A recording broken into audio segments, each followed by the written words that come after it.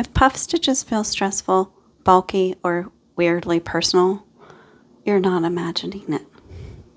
Hey crochet friends, I'm Mo, your crochet companion, and today I'm just going to give you a quick tip on how to manage the puff stitches. Puff stitches hold tension longer than most stitches. They stack loops, pause, and then release.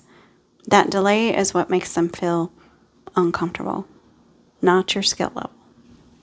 When something holds pressure instead of releasing it right away, we rush. And rushing is what collapses the puff. Not because you did it wrong, but because the stitch asks for patience.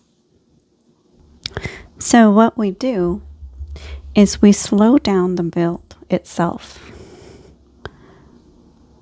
So just like with puff stitch, you do that yarn over, pull up that loop, yarn over, insert a hook, yarn over, pull up the loop, yarn over, pull, insert a hook, yarn over, pull up that loop. So we're slowing down the build. We're going to let the loops sit for a second before I close the stitch itself. So we're just going to let it sit there for a minute. Just kind of let it do its thing. Sometimes you can do this faster, but that's okay. You just let it sit and then you pull through.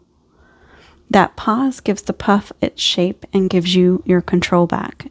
And then I, of course, do that one extra little chain at the top so that it helps as well.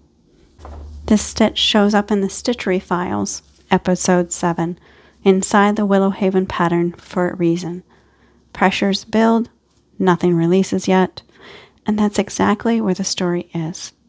If this helped you, like, subscribe, or share it with a stitcher who's beefing with the puff stitches. Until next time, may your hooks never hide.